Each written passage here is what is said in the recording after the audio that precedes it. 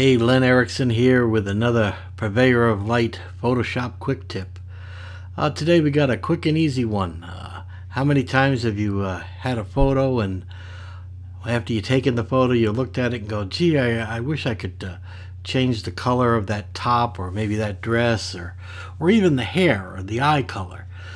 It's all possible within Photoshop, and it's usually done within just a few clicks, and you can change the color of just about any object relatively easily. So let's go ahead and get started.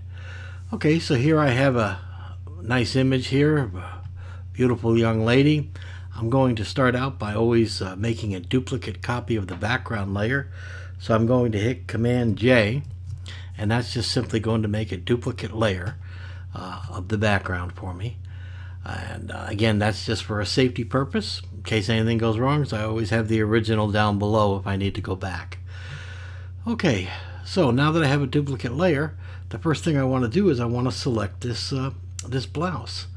So the easiest way I'm looking at it, I'm saying, well, I have a couple choices. I could come up and try the quick selection brush, or I could try a simpler approach and say select by color range. So let's go ahead and try that, see how that works. So select by color range starts out here with a black object. That means everything's masked out, and now I'm going to select what I want to select in the image. So I'll hit image so I can see the image, and then I just click with the eyedropper, and you can see that it's selected the blouse, and there's a few areas that haven't been selected. So I'm going to come in and hit the plus eyedropper right here in the middle, and that's going to allow me to add to my selections. Okay, and I just click and add to my selections, and then I'm going to come in here and get the straps.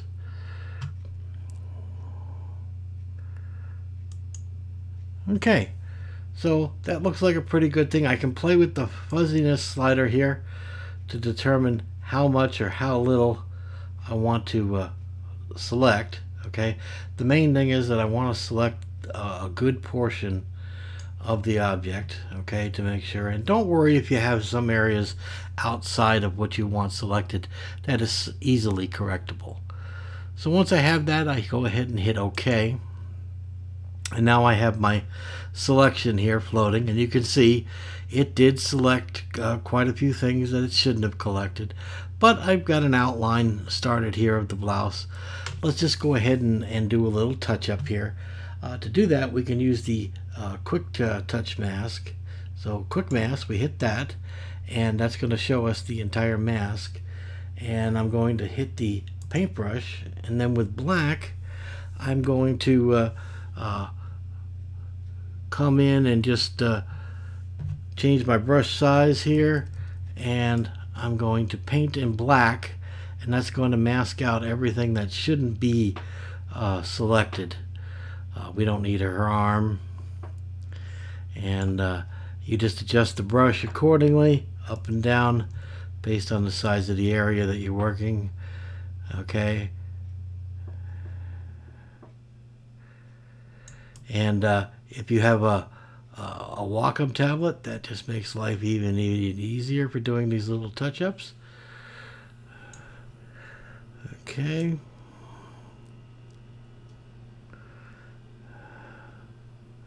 Now I'm doing this really fast and dirty for you. Of course, when you do it, you want to take a little more time. And then now that I'm happy with the quick selection, I hit that and I hit it off, and I have my selection. Now I can come up here with the QuickTime selection tool, and I can do some additional touch-ups in the mask to get the straps here.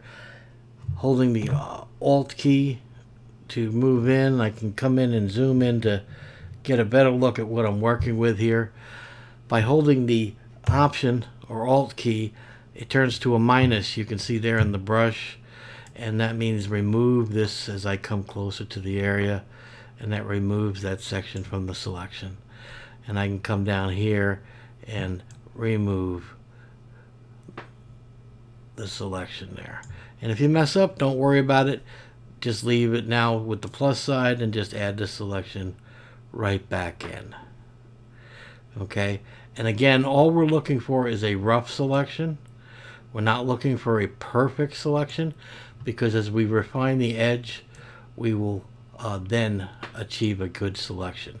So we just come in here and come around the image and look at what's selected, okay, and try to get a good selection, okay, the best we can. Again, if we mess up, we just turn around and toggle our option key on and off to subtract things, to add things, okay. There we go. Come around the image. Some of the areas will be a little difficult, but just be patient. And sometimes you have to come in and retouch. That's okay.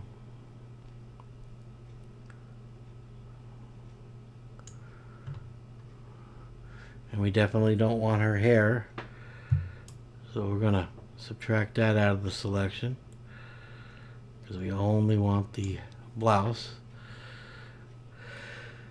And we just come down around, okay, and notice how it jumped out like that. Don't panic. Just simply use the minus key and walk it back in, following the blouse contours, and it will just jump right back in for you. And just follow it around. And now just take a quick look to make sure that you've got a pretty good rough selection. Now, like I said, we are dealing with a rough selection at this point, so we do want as much as we can selected properly. So I'm going to come in here and miss a little area here, try to get that a little better, and area here a little better, and that's looking pretty darn good from here, from this standpoint. Okay, so now I've got a pretty good selection, and now, like I said, this is a rough selection. So in order to take it up from here, we're going to hit up here on Refine Edge. And the Refine Edge is going to allow us to then select how we want this edge worked with. We can hit Smart Radius, and that'll help us follow the contours of the blouse. We can do a radius, and you can see how it affects just by letting it work, and you can see how it works around. I don't use too much of a radius, probably usually no more than 1 or 2 for myself. I like to have it smooth the edges by about 1 pixel. Feather if needed. In this case, I don't really see any need. The selection is looking really good at this point. And I can decontaminate the edges in case there's any color fringing on this, and I can go ahead and hit OK. So there we go. We have our layer with our layer mask here, and now we can simply work with this mask by isolating the model from her blouse. So we'll start a new layer, and we'll just now sample a color of what we want. So let's say I said nice blue. So I select a blue, puts that in there, makes our foreground color blue, and now I can come down here in the mask that we made. I can hold the Alt and drag up, and that will duplicate the mask for us. And now we can fill this color with the foreground color. And doesn't that look gorgeous? I'm just playing with you, right? Of course, we're not done. But what we have done now is we have filled the background with the color that we wish. Now all we need to do is tell Photoshop that we want to actually color mask this in and stop making it a solid flat color and give it some texture, shadow, and follow the contours. So we just select a blending area of color, and there we are. Now we have the blouse beautifully, realistically sitting, and we can say before and after. And you can change your mind. That's the beauty of this whole thing, is you can come in here now that you're on this layer, and you could select any color. So let's select a yellow and fill the layer with yellow. And now we have a yellow top. So it's that easy now to virtually change any object in Photoshop with just a little bit of selecting work. That's the most work, is making the selection. But once that's done, changing the color of any object is a piece of cake. So hopefully you enjoyed this.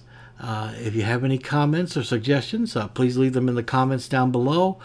If you like these type of videos, please be sure and hit the subscribe button, and you'll be able to get notices when we get new episodes once a week. So until next week, this is Len saying take care.